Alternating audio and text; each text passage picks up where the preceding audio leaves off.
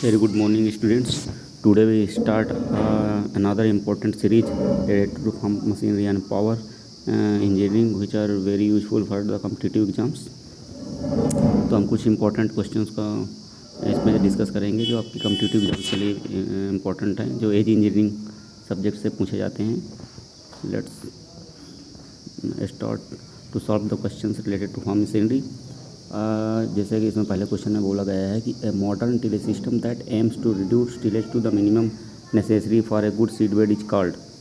मतलब हम जो टिलेज है, जैसे हम ट्रेडिशनली या कन्वेंशनल तरीके से जो टिलेज करते हैं, हम प्राइमरी टिलेज, सेकेंडरी टिलेज, उसमें and so many operations perform again and again to produce a proper tilth. एक हम प्रॉपर टिल्थ ताकि जो सीड का जर्मिनेशन अच्छा हो, उसके लिए हम प्राइमरी टिलेज करते हैं. फिर सेकेंडरी टिलेज करते हैं, उसके क्लॉट्स को सॉइल के क्लॉट्स को ब्रेक करते हैं.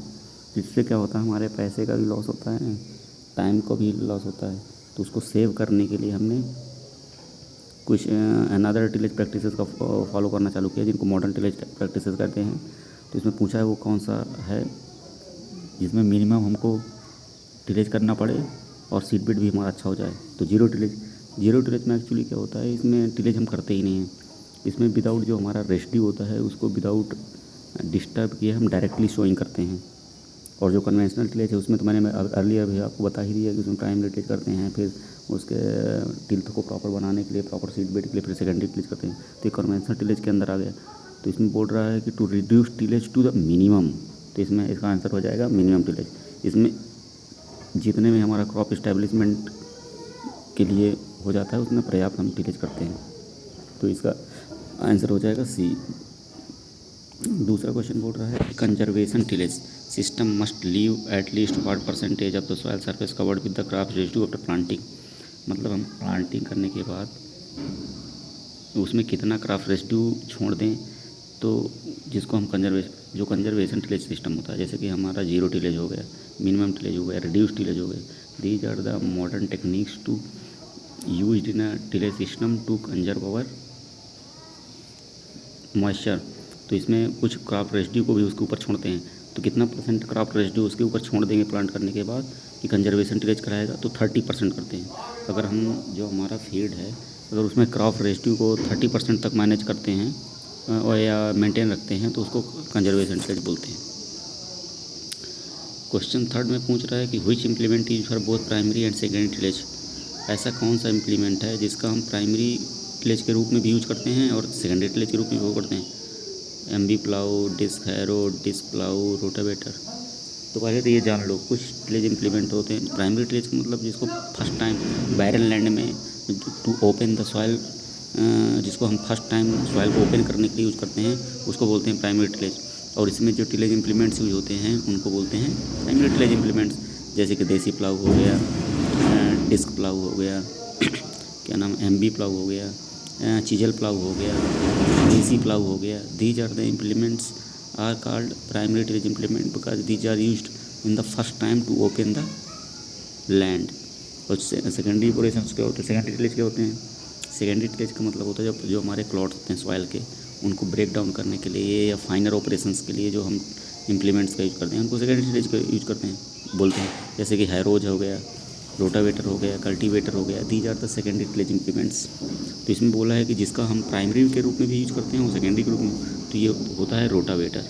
तो इसका ऑप्शन हो जाएगा rotavator. Rotavator is used both as primary and secondary tillage. Now we move on next question. In question 4, he asked which type of harrow consists of two gang placed end to end throwing soil in opposite directions. अब क्या होता है, कई प्रकार के harrow होते हैं, जैसे कि सिंगल एक्शन डिस्क हैरो होता है, डबल एक्शन डिस्क हैरो होता है, ऑफसेट होता है, टैंडम टाइप होता है. तो इसमें क्या होते हैं, जो सिंगल एक्शन टाइप में होते हैं इसमें दो एंड टू एंड गैंग का मतलब जब एक सॉफ्ट में कई डिस्क लगा देते हैं तो उसको गैंग बोलते हैं. तो जब दो एंड टू एंड लगा देते हैं जो अपोजिट साइड सॉइल को थ्रो करते हैं, उनको बोलते हैं सिंगल एक्शन डिस्क हैरो. जब चार गैंग लगा देते हैं तो उसको बोलते हैं डबल एक्शन डिस्क हैरो. अब डबल एक्शन डिस्क जो चार डिस्क हैं, अगर वो एक दूसरे के अपोजिट डायरेक्शन में थ्रो करते हैं या है ना, तो उसको बोलते हैं टैंडम. और डबल में ऑफसेट में क्या होता है कि एक गैंग के पीछे दूसरा गैंग लगा देते हैं। गैंग मीन्स क्या होता है, number of disc containing in a single shaft. तो दोनों अपोजिट डायरेक्शन में फेंकते हैं, लेकिन एक दूसरे के शाफ्ट को जो है पैरेलली एक दूसरे के अपोजिट लगाते हैं, जैसे कि एक आगे एक उसके पीछे, तो उसको ऑफसेट बोलते हैं। तो उसमें बोल रहा है 2 गैंग्स होने चाहिए और इंड टू इंड होने चाहिए, अपोजिट डायरेक्शन फेंकना चाहिए, तो उसके लिए होता है सिंगल एक्शन डिस्क हैरो। तो क्वेश्चन 4 का ऑप्शन हो जाएगा single action disc harrow. Next question में पूछ रहा है कि spring tooth harrow is particularly use for. Spring tooth harrow, अब बहुत प्रकार के हैरो होते हैं, तो जो स्प्रिंग टूथ टाइप का हैरो होता है उसको कहाँ यूज करते हैं? वेट एंड स्टिकी सॉइल हो तो वहाँ यूज करते हैं, या सैंडी सॉइल हो वहाँ यूज करते हैं, या स्मूथ बिल प्रेपर्ड सीड बोर्ड्स के लिए यूज करते हैं, या रफ स्टोनी ग्राउंड के लिए होते हैं।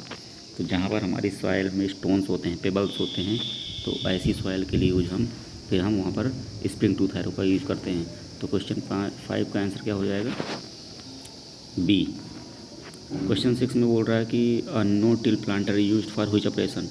अब एग्रीकल्चर फील्ड में हम कई प्रकार के ऑपरेशन करते हैं, जैसे कि टिलेज के लिए टिलेज करते हैं, जुताई के लिए हम टिलेज कर देते हैं। टिलेज के बाद क्या करते हैं? सोइंग करते हैं। सोइंग के बाद क्या करते हैं? वीडिंग करते हैं, स्प्रेइंग करते हैं, हाँ, फिर उसके बाद इरिगेशन प्रैक्टिसेस करते हैं, देन थ्रेशिंग हार्वेस्टिंग करते हैं, देन थ्रेशिंग करते हैं। So there are so many agricultural operations which are performed in a field. तो बोलते हैं अगर नो टिल प्लांटर का यूज कहाँ पर करते हैं? वीडिंग के लिए, प्लाविंग के लिए, शोइंग के लिए, स्प्रेइंग के लिए।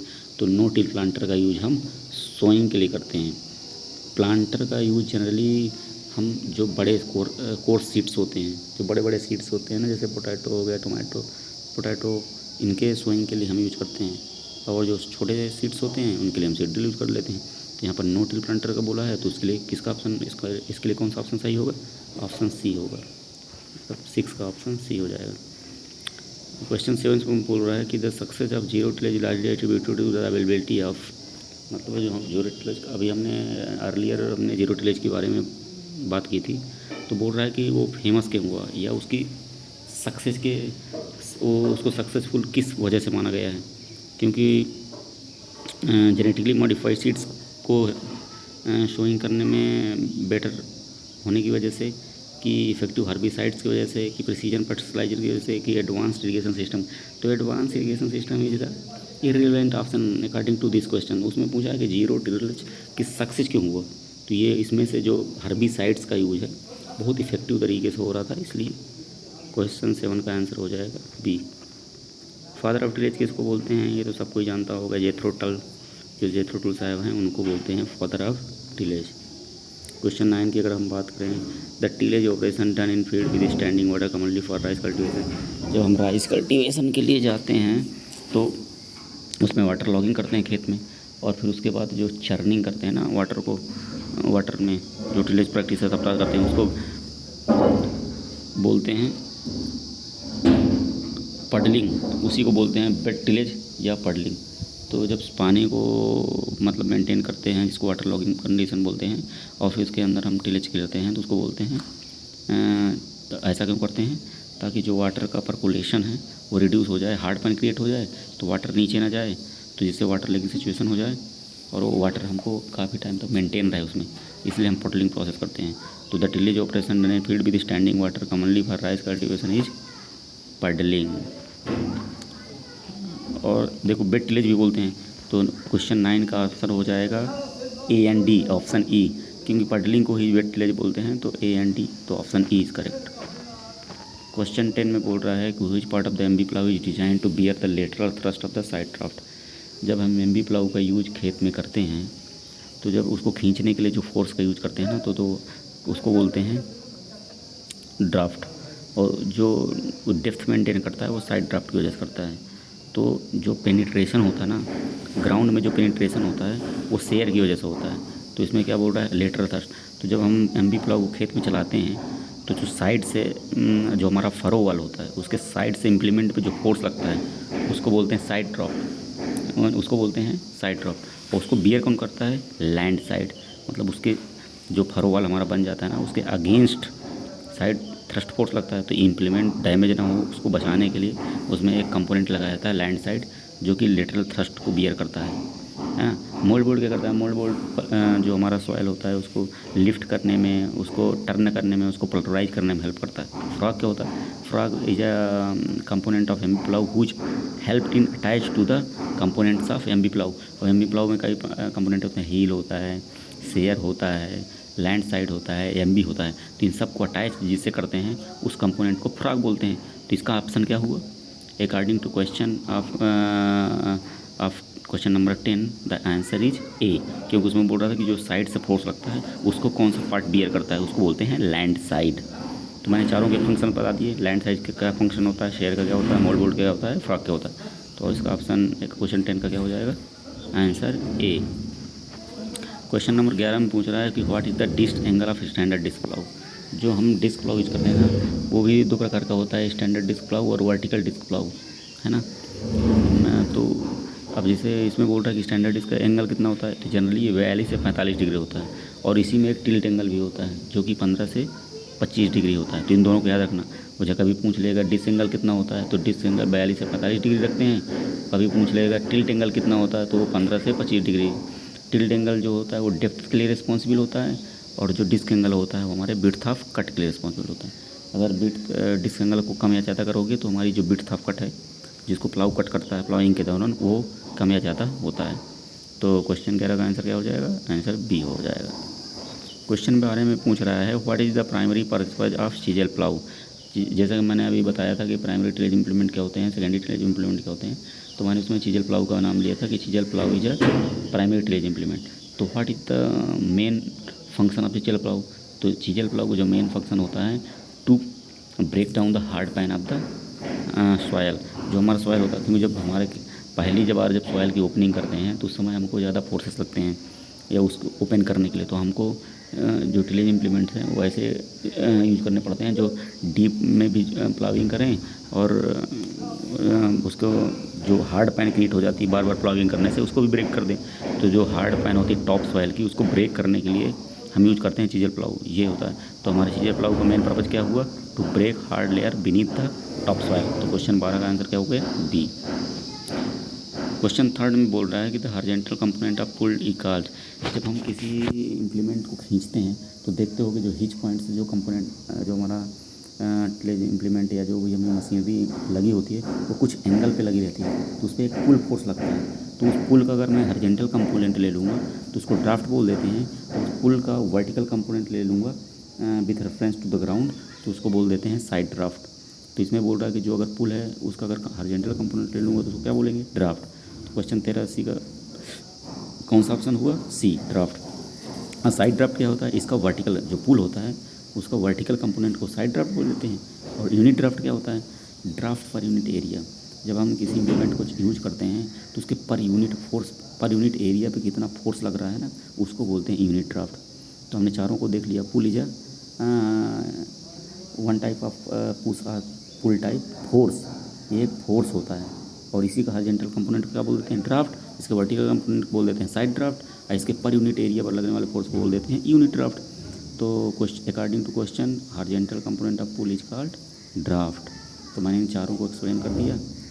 तो इसमें हमने ऐसा नहीं है कि हम इसमें सारे ऑप्शंस को डिस्कस करते जा रहे हैं। तो एक क्वेश्चन के साथ हमारे 4 या 5 क्वेश्चंस क्लियर होते जा रहे हैं कि ड्राफ्ट क्या है, साइड ड्राफ्ट क्या है, यूनिट ड्राफ्ट क्या है, पुल क्या है, प्राइमरी टिलेज इम्प्लीमेंट क्या है, सेकेंडरी टिलेज, है ना। तो इसको ध्यान से सीरीज को सुनो तो तुम्हारे काफ़ी सारे क्वेश्चंस एक साथ क्लियर हो जाएंगे।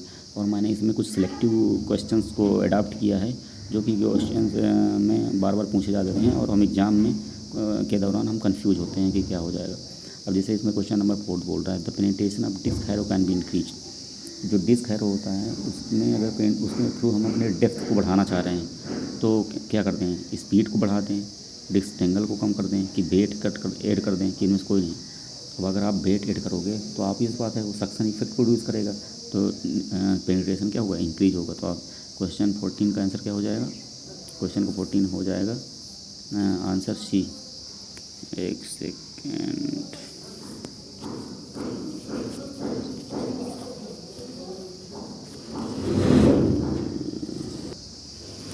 Sorry for the disturbance. हम बात कर रहे थे कि डिस्क हैरो का पेनिट्रेशन कैसे बढ़ाते हैं। तो हम अगर इसमें बेट ऐड कर देंगे तो सक्शन प्रोड्यूस होगा जो कि इसके पेनिट्रेशन को इम्प्रूव करेगा। Now we move on question number fifth में बोल रहा है कि which nozzle type covers the complete area in circular shape.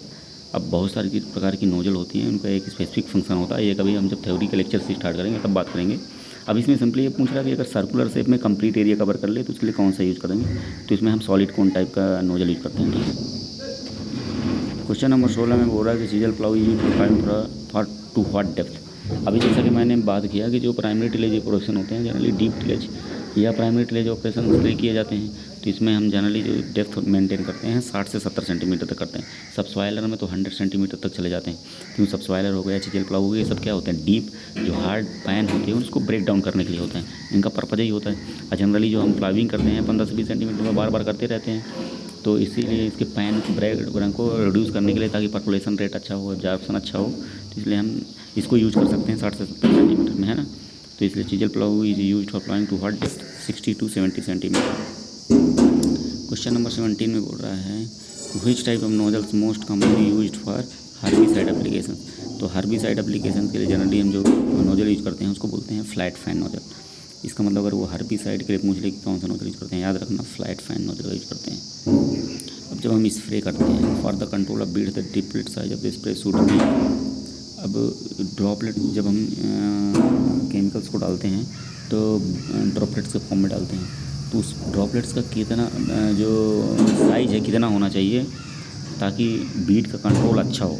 भाई अब ज़्यादा बीट बड़ा साइज़ का होगा या ज़्यादा बहुत बहुत फाइन साइज़ का हो जाएगा तो मिस्टिंग या ड्रिफ्ट प्रोड्यूस होगा, जिससे केमिकल अच्छे से हमारे प्लांट पे या क्रॉप पे पड़ ही नहीं पाएगा। तो उसका एक ऑप्टिमम साइज़ भी बोला गया है, तो वो होता है 100 से 300 माइक्रोन। तो क्वेश्चन 18 का आंसर क्या हो जाएगा, आंसर सी।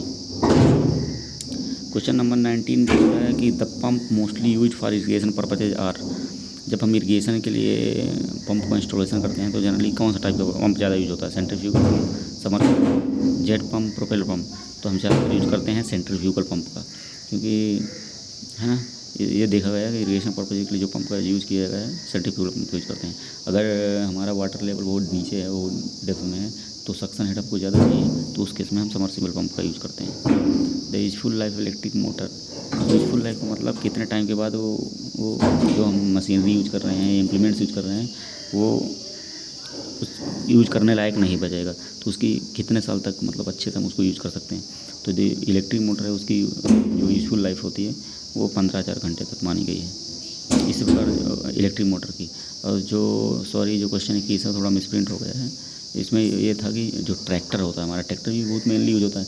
देखो इरीगेशन में इलेक्ट्रिक मोटर का बहुत यूज होता है, प्लाविंग में ट्रैक्टर का बहुत यूज होता है, इसलिए मैंने मेनली 2 क्वेश्चन को इनकॉर्पोरेट किया था। तो इसमें इलेक्ट्रिक मोटर नहीं है। इसमें क्वेश्चन नंबर 21 में ये है कि ट्रैक्टर की यूजफुल लाइफ कितनी होती है, तो वो 10,000 आवर्स होती है, कि मतलब हर साल आप उसको 1000 घंटे यूज करो। तो अगर घंटे में पूछे तो 10 साल, और यदि नंबर ऑफ़ ईयर्स में पूछे 10 ईयर्स, यानी कि आप ट्रैक्टर को अच्छे से 10 साल तक यूज कर सकते हो। फिर बाद में वो ज़्यादा यूज़फुल नहीं होने होता, क्योंकि मेंटेनेंस चार्जेस फिर बढ़ जाते हैं, तो इसलिए उसका जो यूजफुल लाइफ माना गया है वो 10,000 घंटे है। तो क्वेश्चन 21 में क्या है कि यूजफुल लाइफ ऑफ ट्रैक्टर, ना कि इलेक्ट्रिक मोटर। कुछ इलेक्ट्रिक मोटर को है कि क्वेश्चन नंबर 20 है, तो इसको करेक्ट कर लेना कि इलेक्ट्रिक मोटर का जो यूजफुल लाइफ है वो 15,000 घंटे है, ट्रैक्टर का 10,000 घंटे। रॉक स्पेयर प्राइमरली यूज्ड, मतलब जो rock there are so many sprayer types of sprayer, जैसे रॉक स्प्रेयर हो गया, फुट स्प्रेयर हो गया, नैपसप स्प्रेयर हो गया, है ना। तो उस सब स्प्रेयर का अपना इंडिविजुअल यूज के आधार पर उनको क्लासीफाई किया गया है। कुछ पावर सोर्सेज के आधार पर क्लासीफाई गए हैं, कुछ मटेरियल के आधार पर किए गए हैं, कुछ ऑपरेशन के आधार पर किए गए हैं। तो इसमें पूछ रहा है कि रॉक स्प्रेयर का यूज किस में करते हैं, तो मेनली इसका यूज हम फ्रूट ऑर्चर्ड्स में करते हैं। जो हम बगीचे वगैरह लगाते हैं उस फ्रूट ऑर्चर्ड्स, तो उसमें जो केमिकल्स को डालना होता है तो हम रॉक स्प्रेयर का यूज करते हैं। तो आज हमने कुछ इम्पोर्टेंट क्वेश्चंस फार्म मशीनरी के देखे, जो कि एजी इंजीनियरिंग से रिलेटेड कॉम्पिटिटिव एग्जाम्स में पूछे जाते हैं। आप कोई भी एग्रीकल्चर फील्ड ऑफिसर को दोगे या कोई भी एग्रीकल्चर इंजीनियर या एग्रीकल्चर से रिलेटेड एग्जाम दोगे, तो उसमें जो एग्रीकल्चर इंजीनियरिंग सेक्शन से क्वेश्चन पूछते हैं, जैसे कि फार्म मशीनरी एंड पावर से हो गया। तो मैंने आज केवल फार्म मशीनरी के कुछ इंपॉर्टेंट क्वेश्चंस इसमें इंक्लूड किए थे। अब नेक्स्ट सीरीज में हम कभी कुछ और फार्म मशीनरी के इंपॉर्टेंट क्वेश्चंस या इंक्लूडिंग फार्म पावर के भी क्वेश्चंस इंक्लूड कर लेंगे, जिसका बेनिफिट आपको एग्जाम में मिलेगा। Thank you.